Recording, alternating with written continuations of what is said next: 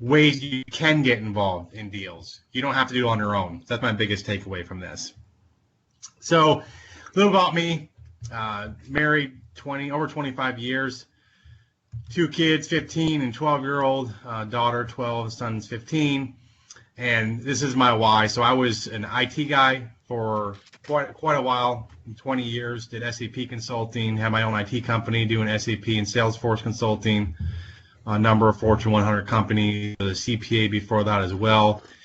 And was doing pretty well financially, a lot of projects, but home life wasn't too good. I was working, I used to tell people 80, 85 hours a week, but that was probably a very, very light week. I was probably over 90 hours a week pretty consistently for years at a time, sleep 3 hours a night, and spent time that I had with the kids and ignored my wife, which caused some problems for some reason with her. And so I needed to shift from what I was doing. Just this quote down here I love, each day of our lives we make deposits in the memory banks of our children. Those are good deposits or not so good deposits, frankly. So that's my biggest why is really the family. I'll go through a little bit, background here. I mentioned been out of school for over 25 years, but started looking and buying small multifamily properties when I was a senior in college with my identical twin brother. I have a twin brother named Michael, and we both became CPAs, both got caught up in corporate world, but continued to buy smaller properties on our own. About 5 years ago, maybe a little longer than that, started looking at larger multifamily properties. We purchased well over 8,000 units. We have over 6,700 right now under management. And we, our first year we did 527 units, which is, pretty good first year for sure. Just one other guy myself syndicated those deals. But in the last 12 months, we've done as a group over 4,000 units. So pretty big jump there. And I'll kind of talk about some ways of the way we did that. My wife is full-time in the business with me, not just as a supporter, but she's very, very active. We wouldn't be anywhere near where we're at right now without her. Prior to that, she was a nurse and stay-at-home mom before being full-time in multifamily real estate. Why become an investor? Obviously, right now with everything going on, people have probably mixed feelings on whether it's good to be an investor right now or not. If you compare it, to the stock market, real estate, it's tangible, right? I can touch it, I can feel it, I can drive by the property. That's what drove me to it. I was very analytical. My brother is as well, and it made sense to us at a young age. We didn't have anyone, teach us or anyone in our family that was buying real estate, but it just made sense to us. You can communicate. So if Daniel goes off and does a deal, you have access to essentially, if you want to say, the CEO of the company, right, running that deal. You can actually have conversations with him, ask questions. If you go buy stock,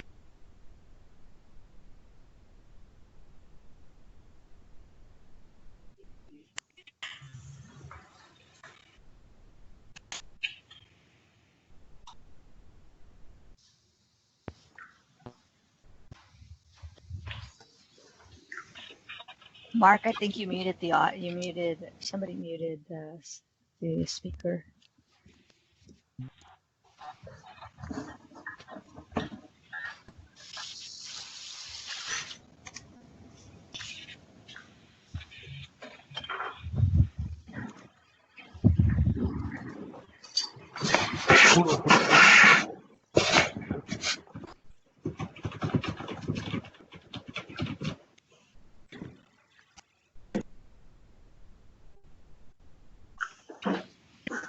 Daniel. So Daniel, I think you may have muted me.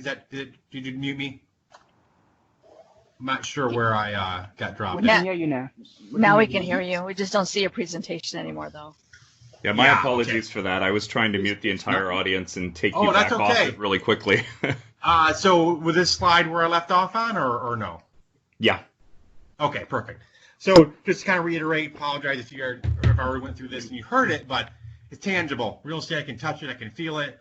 Makes sense. It's part shelter, right? If you think of all the things right now people need, it's food, toilet paper apparently is number one, I guess, for anyone right now.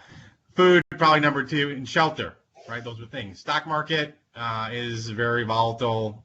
In my personal opinion, makes little sense on average to the average person. And you can't touch it, you can't feel it, things like that. Communication with the manager, person putting the deal together. If you're an investor, you can communicate with them, the main person doing the deal. And then income. It's a lot more steady income. We've never had an issue in the past, since I've been investing over 25 years, where right now we do have a potential issue where, you know, the government saying you can't evict people for, 60 to 120 days, depending where you're at and things like that. That could have an impact, at least in the short term. We're still collecting rent, which is great. We'll see. It's early in the month. We'll see how we ultimately shake out. But as a general statement, people are going to pay where they need to live. They just are. If you compare that to the stock market, I don't know if I even need to put anything up here for a chart, frankly. Bottom one was a 5-day change, all over the place, right? So even if your stock that maybe is doing better right now, which there are a number of stocks doing better right now from a company perspective, during some of these fluctuations, they're all going down. It doesn't matter if it makes sense or not. In my opinion, it just goes down because everyone gets scared and nervous. We don't have that right now. Now, will multifamily take a hit for this? I would say yes, but if you look at any of the real estate asset classes, it's likely the last to get hit. The only close contender would be self-storage. Everything else that maybe performed before in recessions that were doing well and in depressions and things like that, a lot of them aren't performing well. People don't want to put their loved ones in a nursing home. They just don't, right? People from school are not going to school and not living there. They're going back home right now during this crisis. So multifamily has fared very, very well as a general statement. So why real estate? I mentioned some of the things about being tangible and things like that. Here's an acronym. I'll just put it up there first. Ideal, income. It produces income. Renters are still paying. Will we take a hit? I think probably will for the next couple months. It will be less income, most likely right now, because some tenants either are impacted or they're going to say, well, I'm not going to pay. The reality is income is still coming in. We're getting daily reports right now from our properties to monitor collections. Depreciation, I'm going to talk about this further, so I won't go into too much detail here, but it's a great way to save on taxes. Equity, things going up. Now, are there dips in multifamily? There were dips before in the past, but it will, and you can listen to this recording down the road too if you want to. It will go up over time. It does every single time. Nobody knows how long it's going to take. Last recession, I think, was about 22 months. Property started going up, during that time. But reality is, if there are dips, it will come back up. Real estate, it just always goes up. Appreciation, the equity I mentioned as far as like capture from a loan, and then leverage. The loan terms are a little stricter right now than they have been. So in the last couple weeks, but multifamily is still very, very attractive. Rates are around 4%. We're still getting 75% leverage. There's some new fees we have to put in that we get back if the property performs. Those are new ones. And then it's non-recourse. So with multifamily, we don't have personal liability. So heaven forbid something does happen on our property and you can't perform for whatever reason, the lenders can't come after you legally. They can't come after you unless you did something unethical, illegal, and things like that. But it's non-recourse debt. Huge difference. Tax savings, so depreciation gets passed through to investors. Cost segregation. We actually did a webinar yesterday with Brian Bigham from Madison Specs. We talked about cost segregation in great detail, things like bonus depreciation. You don't have to understand all these different terms, but the whole idea is that you're getting allocated, these losses on paper only. The property is performing, you're getting distributions, but on paper, you can actually take these losses through depreciation, cost segregation, and bonus depreciation, and accelerate that depreciation. I'll show you a couple examples here as well. Josh and Emily Hauser, they were paying 32 to 38%. Josh is a W-2. Emily stays home with her daughter. And they got their tax rate down from, it's zero now. So 19 will be zero, 18 was zero, and then they got it down 21% in 17, and now their effective tax rate for federal is 0. And I literally just got this text on Wednesday. It says today because that's when I took it, but it was Wednesday from Josh's dad as well, who started investing with us in 17. He got his through syndication, so he's a limited partner, not an active. He had a minus $146,000 benefit, if you want to say, from multifamily. Okay, so his losses were minus $146,000 on paper only. And if you're a real estate professional, I won't go into details on that, you can offset those against anything else. W-2, so in Josh and Emily's example, Emily is very active. She's a full-time real estate professional. So what it's deemed. There are 5 checks you kind of have to go through to see if you qualify for that. So any losses that they get can be offset against Josh's W-2 income. That's how they got down to 0. Paul Martinchuk, he was at 25%. He reduced it to 20, and then last year got down to 5% effective tax rate. And Roderick Capella, he's an orthopedic surgeon. Actually, our daughter's orthopedic surgeon who had an accident. But I've known him for several years. He got his down. He was 28. He got down, and then he was 26 in 17, and then 13 in 18, 2018, 13%. A reduction of 50%. And, orthopedic surgeon, he got a $40,000 refund, which is pretty incredible, frankly. So some of the differences between single family, where I started out more multifamily, but very small, 2, 3, 4 units. So on the left side, think of anything 4 units and below, and the right side, think of 5 units and above. That's kind of the cutoff for lenders. But little economies of scale. What was?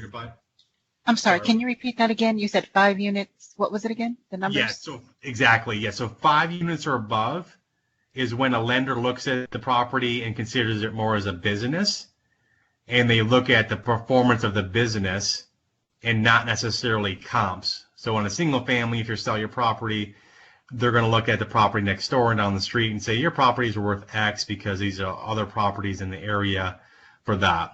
Well, with multifamily, which is the second from last one on there, they look at the performance of it. It's based on what's called the net operating income. And without going into all the details on this, because it's probably a session kind of itself, and this isn't made up, this is the way it works. For every dollar on a larger multifamily, I can either increase my rent by $1, for example, or decrease my expenses by $1. It doesn't matter, but that increases my what's called my net operating income, or my NOI. Every dollar at a 6 cap is $16 of value.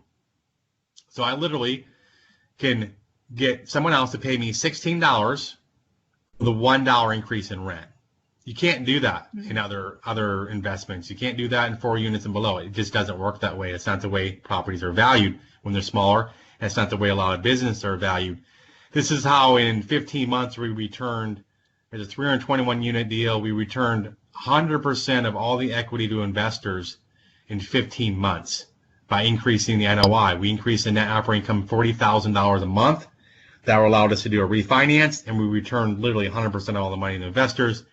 They're still in the deal, and they're in the deal with $0 in the deal. They take that $100,000 wherever they invested and can go invest it in other deals. Okay, and then just real quick, so the single family though is still just one unit, like one home. Anything above that is multi, right? Definition wise, but from the way the numbers work is being treated as a business, it's 5 units and above. So even if you have a 4 unit, it's multifamily, right? Because there's more than one family that lives there, but it's not looked at by the lenders as a business. So 4 units and below looked at as like single family comps. What's the property next door selling for? 5 units and above will be looked at as a business. Thank you. And then I mentioned, non-recourse loans. When I had smaller properties, I had recourse loan. I was 22 years old. I was very, very petrified of that, frankly, that something could happen. If I had, 14 units and 3, 4, 5 of them go vacant at a time, and I wasn't making very much money at the time, it would be pretty tough for me to pay for that. And then multifamily, it's much easier to have professional management companies. Some of these management companies manage, 10 10, 20, 30, 40,000 units across the U.S., and they have professional people working there, and it's a business. So we use third-party management companies to manage our properties for us as well. So it's just general. Demand is still strong. 4.6 million new apartments needed by 2030. Renters age 55 and older have increased by 42%, very, very high. Millennial increasing there, and then in the bottom right refers back to 2008. We'll probably have another quote here referring to 2020 at some point because of the COVID-19. But during the worst recession of our lifetime, people still need a place to live. Most affordable apartments buildings were still cash flowing during that recession. And I don't think I have the chart in here, but the foreclosure rate on multifamily was like 0.2% compared to single family, which was like 4.5%. So still cash flowing. It doesn't mean that you're necessarily making as much money during those hard times, frankly, but they were still cash flowing. As long as you can survive, everyone wants to make money. Everyone does. But in some cases, all you need to be able to do is survive for a short period of time, and then it will come back, it will rebound, and you stick with it and be patient. Just from a numbers perspective, Jen, she's in our group. Talked to her, met her a few years ago, and she had a couple of smaller properties. I talked to her about 100 units and just asked her and her husband, Jack, why don't you buy a 100-unit property? And I want to know kind of the reasoning, right? And she said it was so overwhelming to her, so daunting. She's been involved in a couple of deals now, 100-plus units in a short period of time. So it is a mental thing, but reality is it's having people that have done it before. That's the easiest way to get traction in the business. A lot of people ask, why don't you just syndicate? And reality is that's all we really have to do, frankly. We don't have to do education. My wife and I, Tamil, love it. And here's an example from Carmen from February. She's wrapping up the ski trip essentially with her family. When she first attended it was a conference we had in fall of 18. Never could have imagined how the decision they would make would have changed their financial picture so drastically in such a short period of time. She just closed on a deal here recently as well in Kansas City. So that's pretty much my why. So I'm going to talk kind of ways to get involved. And, the one thing you can do, right? People think I have to do everything. Reality is you can be very, very successful doing something small, but doing it really well. Steve Jobs, do not try to do everything, but do one thing well. The best way we found to be able to do that is to have a group of people around. We call it family syndication. You can name it whatever you want, but our group is called Family Syndication Group. Here's traditional. Someone goes out and says, I talk to people every single day, all the time. People are like, hey, I'm going to buy a 10 unit because this is how much money I have. This is my net worth, my liquidity. This is all the loan I can get. And you get stuck. When I started buying small properties, I ran out of money. What do? Every 2-3 years, that's to save up more money to be able to get into a new deal. That's the traditional syndication. You're doing everything on your own. You're doing a lot of things you don't like, potentially, and potentially things you're not good at. Same picture from the overall, circle perspective, but difference is you have different people doing different functions. You can do it all on your own if you want to. Most people choose not to, but different people that are expert in certain areas and or like certain areas more than you, you're probably weak in something. Also, it gives you the ability to get involved much, much quicker. If you say, well, I'm going to become an expert on these 6 different functions in multifamily, it's going to take you a long time to do that. If you say, well, hey, I'm an engineer, an IT guy, whatever it is, I like numbers, then you can probably do really, really good analyzing deals. That may be something that you're going to be good at and be able to pick it up very, very quickly. Other people raise money, sign a loan, earnest money, things like that. I'll talk about these a little bit individually as well. So basically, it's the whole idea of coming together to do deals together, to do them bigger, faster, using a skill set you either have and or can easily develop, and having other people help you where you're weak. That's the whole idea behind the family syndication group. We like to have fun too. Typically do a cruise, booked for June. This year, it looks like we're not going to be doing the cruise in June, but we do other things. We do events and just kind of hang out a lot together as friends. So 2 years we've been doing the family syndication group. Purchased 6,500 doors as a group, $370 million in value, and I think it's actually 6 states now. But a lot of properties bought. 20 properties last year were purchased. So as a group, it allows many people to come together and get involved in deals and start making money off it. End of the day, you need to make money for the time you're putting into it. It's where we're pretty much in Texas and in the Southeast. That's pretty much where we're at right now. Zig Ziglar, I love this, says you can have everything in life you want if you will just help enough other people get what they want.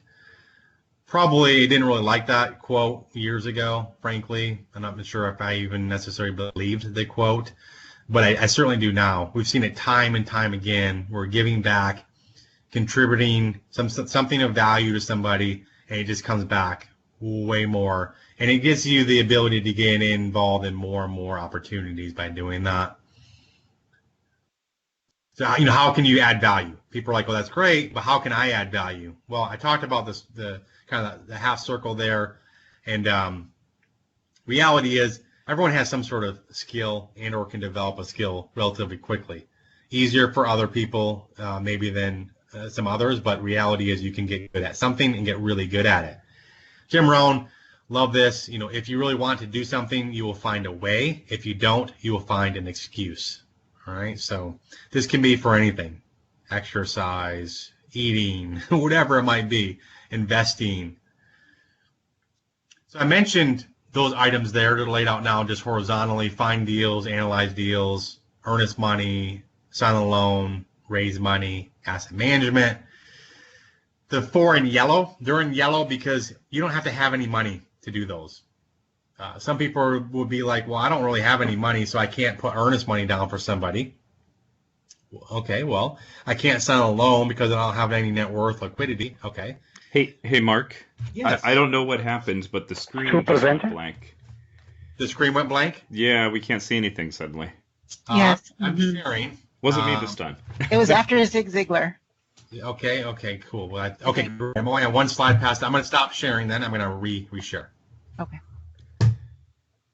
Yeah, thanks for letting me know that.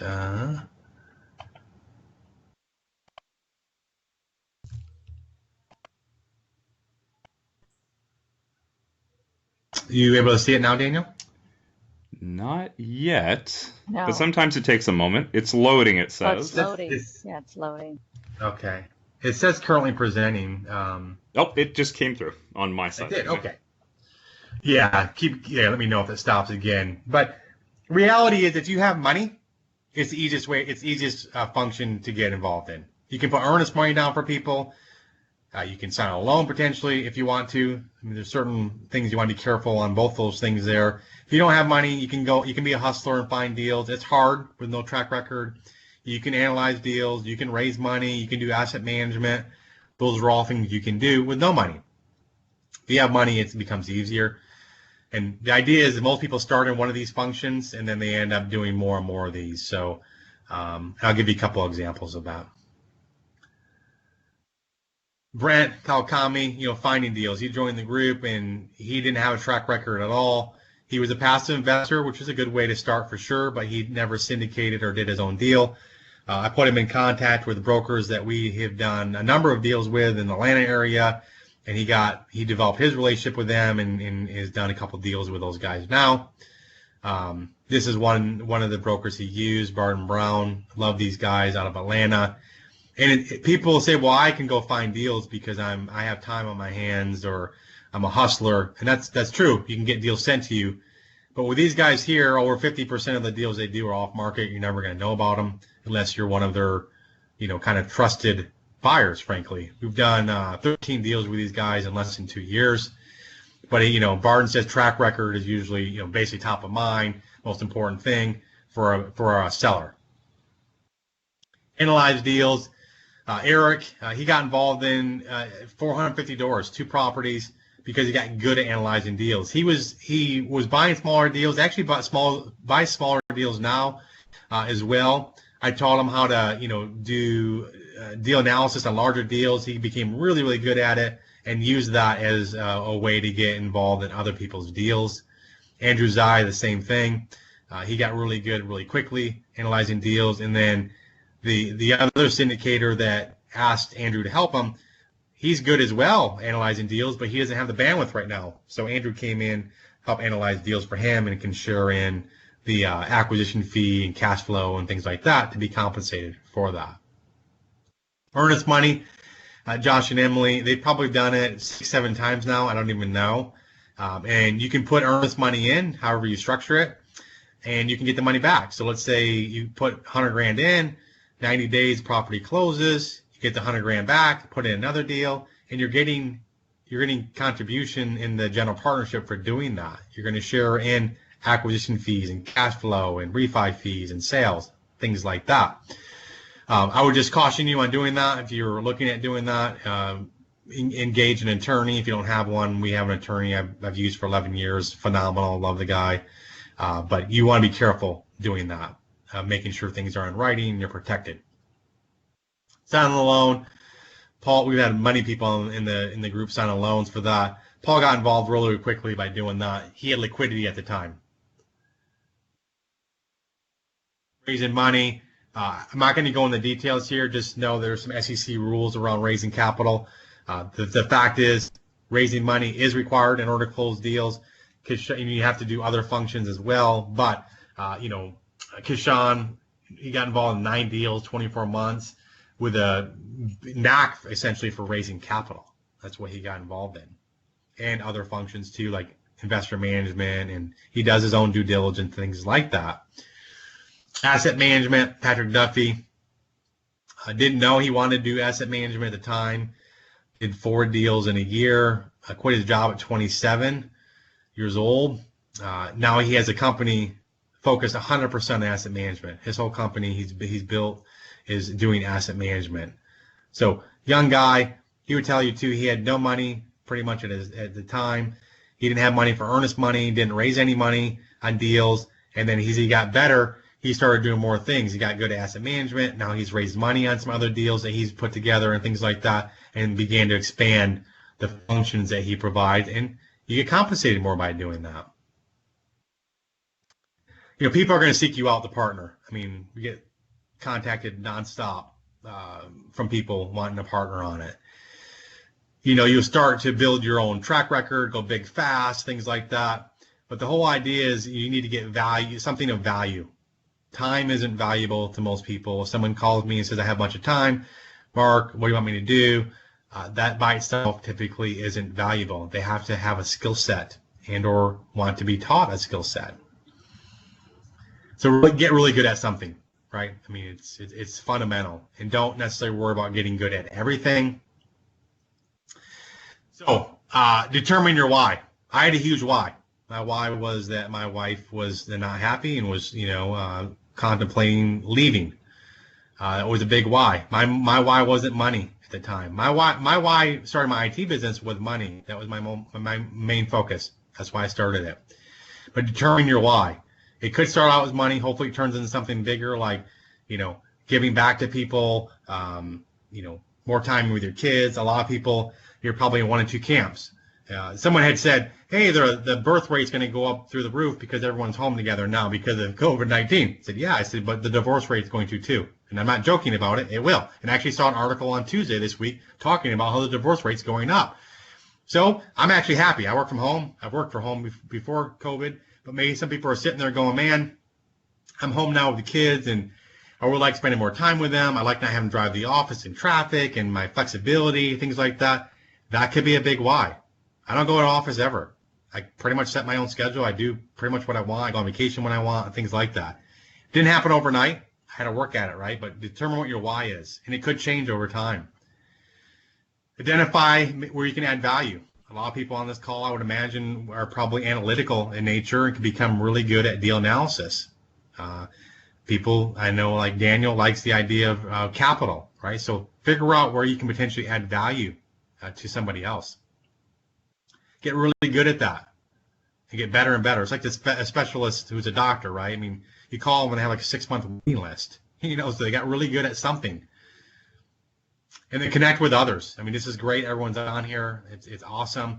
Right now, more than ever, connections are going to be more of a remote. But if you're going to have a call with somebody, Daniel, great at this at the beginning. It's like a Zoom call to be able to see people face to face, but connect with others and find a way to add value. It's a very, very small world.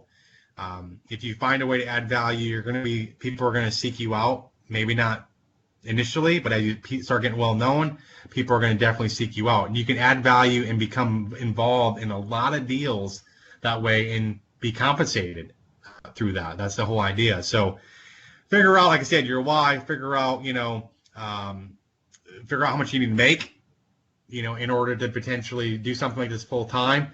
I tell people it's not going to usually happen in a year. Patrick was able to do it in a year. He did 4 deals. That's a lot of deals to do in a year. But he was also single at the time and doesn't have any kids, right? So you can do it. I did it in less than 3 years, and my IT business was making quite a bit of money, actually. But I was able to quit that 100%, drop it, and do multifamily investing full time. So my contact information, website's thinkmultifamily.com, and then my email is mark@thinkmultifamily.com. I put my mobile number there too if you want to reach out to me that way as well. More than happy to chat with anybody. So I went through that pretty quickly. I mean, all those things can be broken down in individual kind of presentations, and we do that kind of in a 14-step process. But hopefully that provided, kind of an overview of multifamily and kind of ways you can get involved and some of the advantages. Now, we don't pay any federal income tax. So 2019 will be 3 years in a row, and we make money, but we don't pay any federal income tax. In fact, our adjusted gross income is negative because of the depreciation that we receive. So it's a good feeling not paying federal income tax and still making money. So it's really allowed us to get a huge raise by not paying taxes. When I had an IT business, I was paying a lot every quarter in taxes. It used to drive me crazy. So this has allowed me to still make more than I made in IT and not pay any taxes at all. So Daniel, open up to questions maybe? I have a question, Mark. Yes.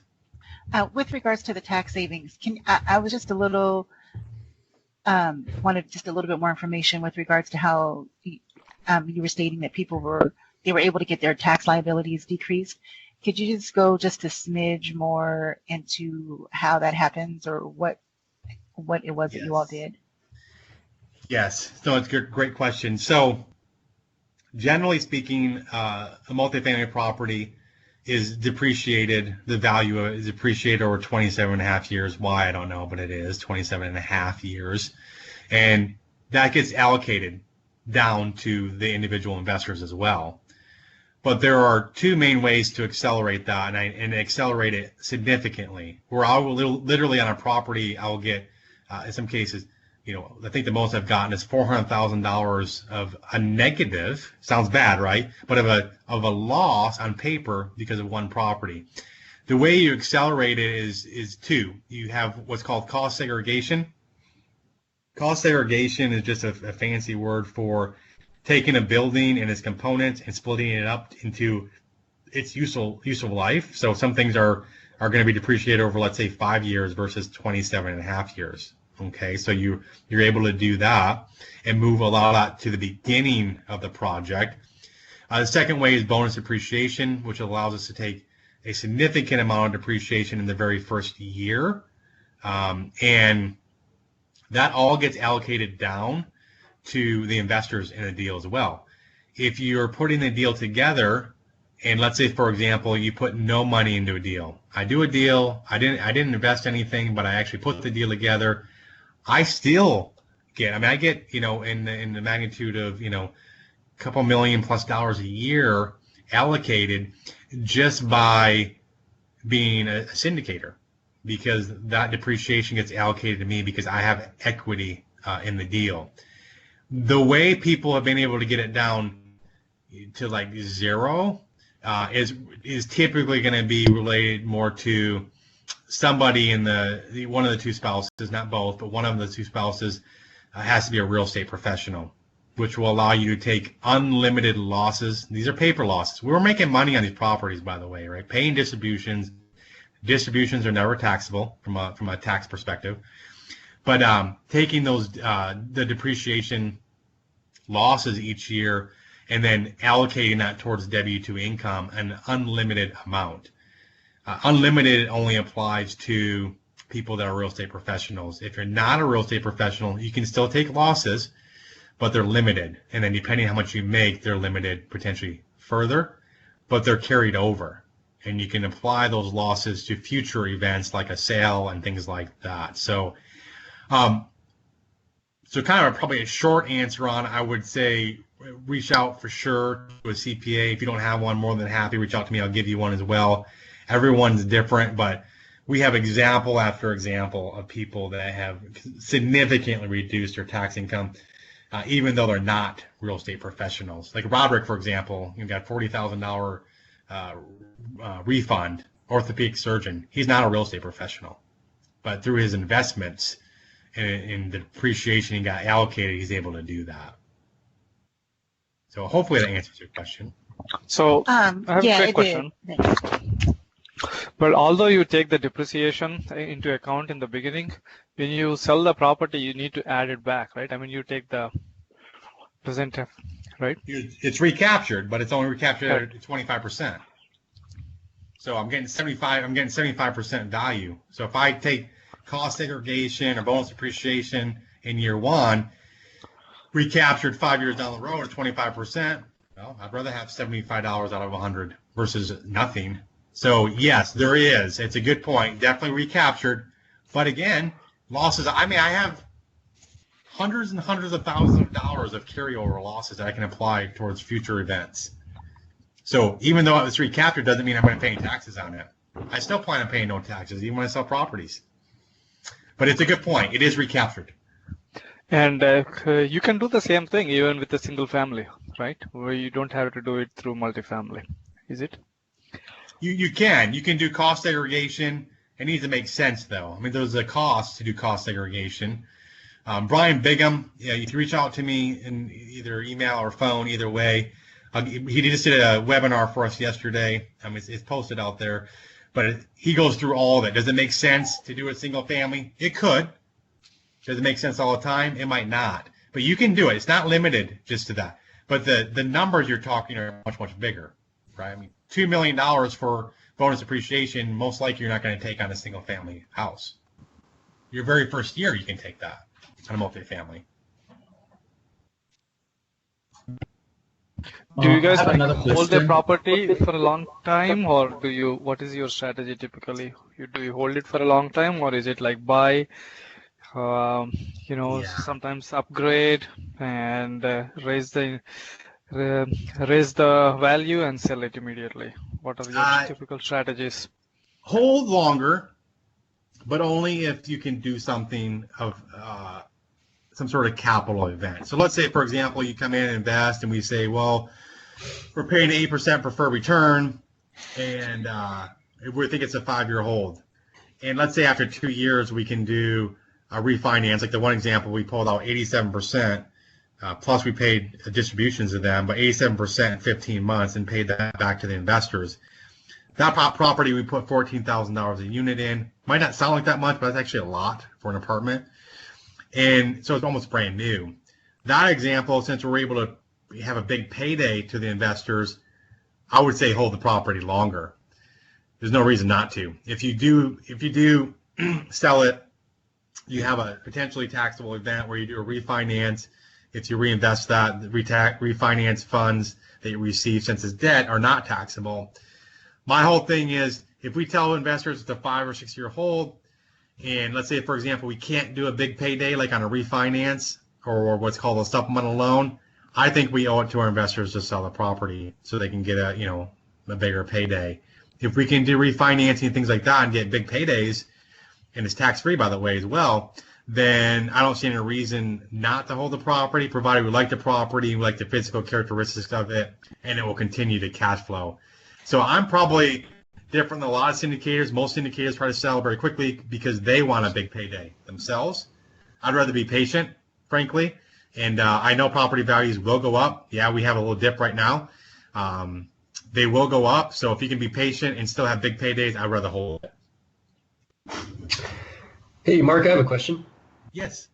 So I'm someone who does financial analysis for a living. I've been doing it for a long time. Sometimes I, look at deals. Mostly I'm doing other sorts of analyses, but, I'm also a person who's interested in getting involved in real estate, but at the same time, don't have a large sum of money to, put down on a deal.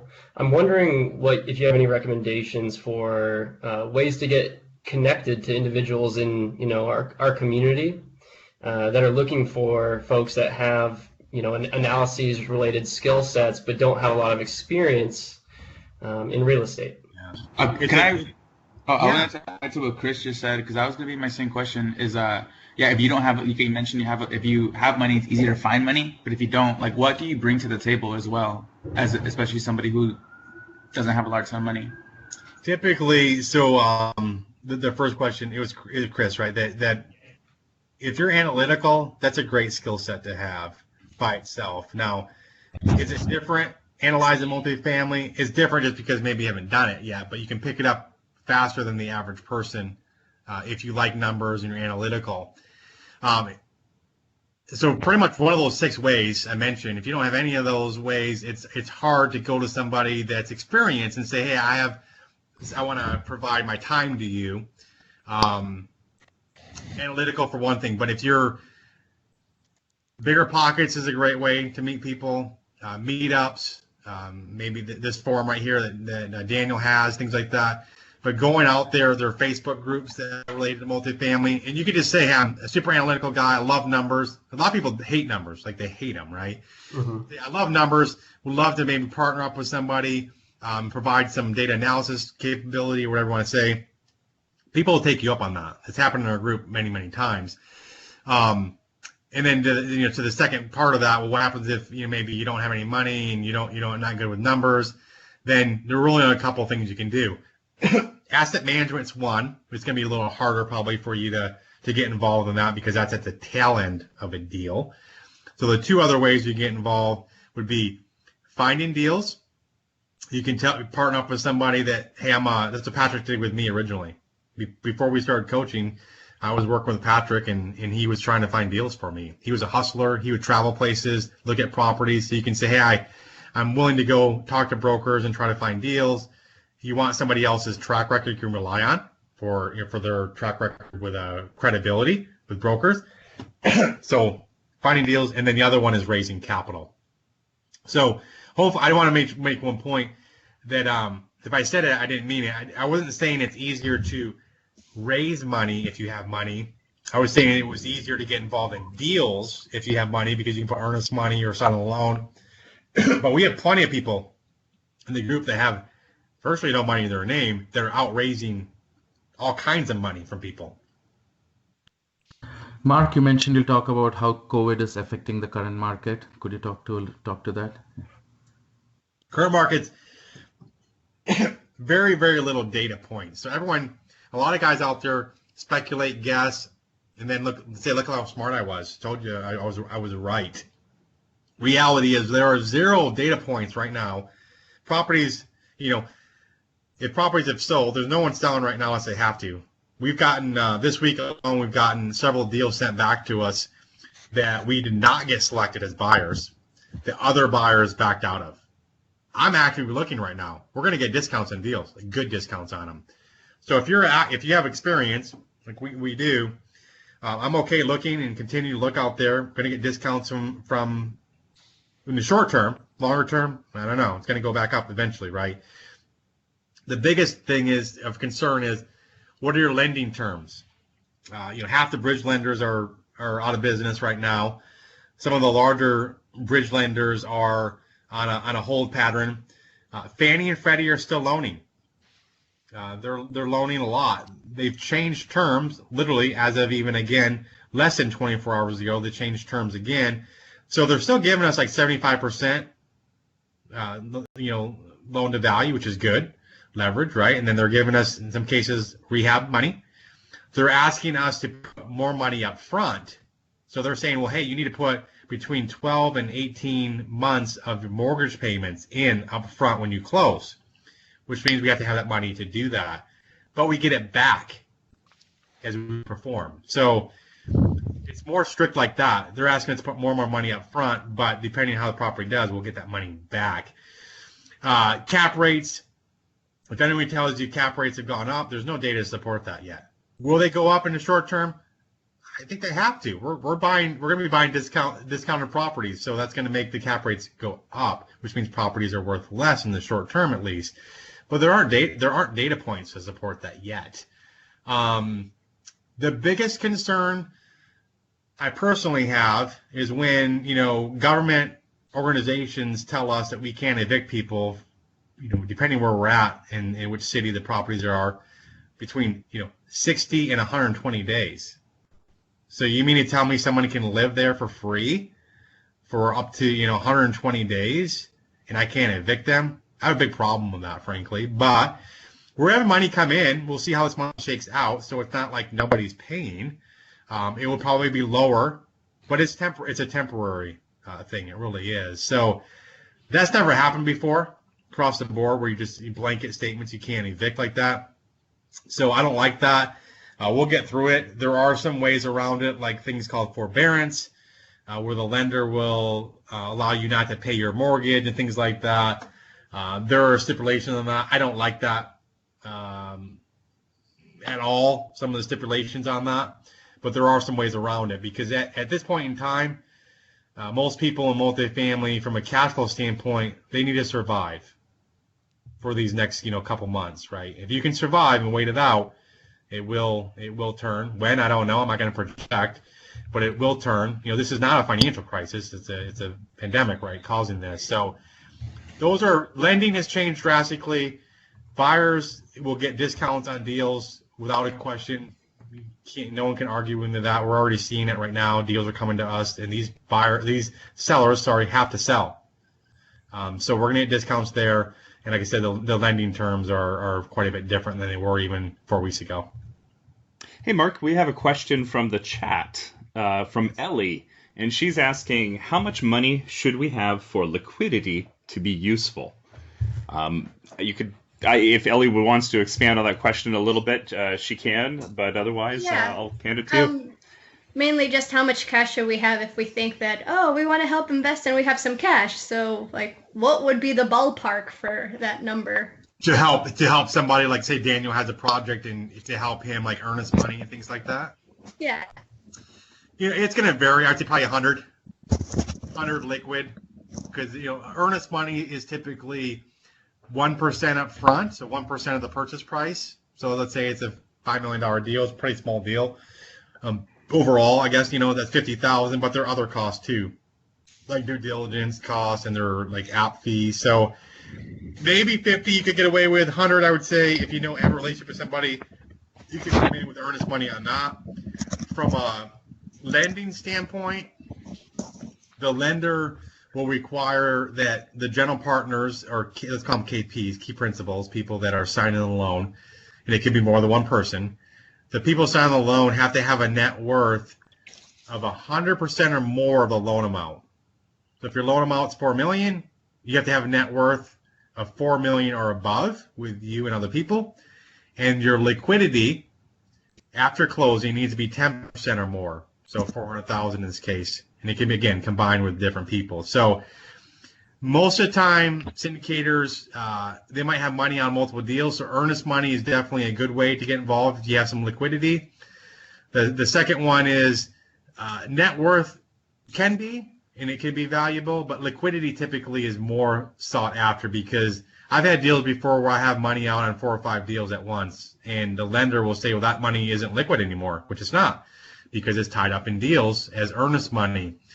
So for a loan, it's going to vary, but I would say it's going to be, probably in the, 200,000 plus range liquid to probably become kind of more valuable, if you want to say. But it's dependent on size. If you do a $1 million deal, then you could be very valuable to somebody doing $1 million deal. We typically focus on,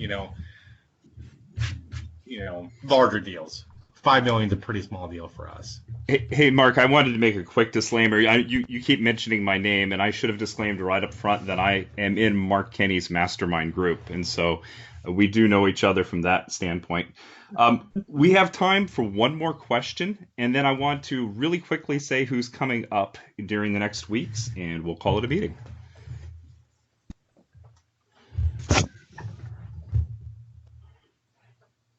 Okay. Well, do you have any final words, Mark? No, I would just say a lot of people are. I've been thinking more now, and I'm not exaggerating, over the last few weeks than I've probably ever had in my entire life. I really have. So think about how your life has changed, the good and the bad. Some things about your life maybe has changed that for the good, and you might want to, stay home or whatever it might be. This is definitely and I don't worry about cash flow right now. I mean, I can survive for a long, long time because we have properties. So think about your why, and then think about whether it's something you're interested in doing passively or actively, and then get educated before you invest. That's the key. Understand it. All right. Well, coming up next week, we have a fellow who invests in parking lots. And he goes through and he finds investors to purchase parking lots, and then has a great system for turning them into, they give a decent return, and they're very stable and predictable. And so next week we'll be hearing from Sam on parking lot investment. I'd also like to get a speaker coming up soon to talk about house rehabbing. That's been a topic that's been mentioned a couple of times. And there's also been people that have asked about how to purchase a home or strategies for purchasing rental homes with zero money down. So I'll try and find a person that does that as well. Claire Yinning is also bringing another person to the group. I don't think that person has been decided on quite yet. And so we'll have someone from her coming up on the 24th of next month as well. If you have any topics that you want to discuss, please send them to the group or put them on Yammer so everybody can see them and people can comment on them. And we hope you guys are having a great day. Thank you. Thanks, Daniel. Take care. Awesome. Thanks, Dan. Thanks, Mark. Thanks. Thank Bye. you. Thank you. Bye. Thank you. Bye.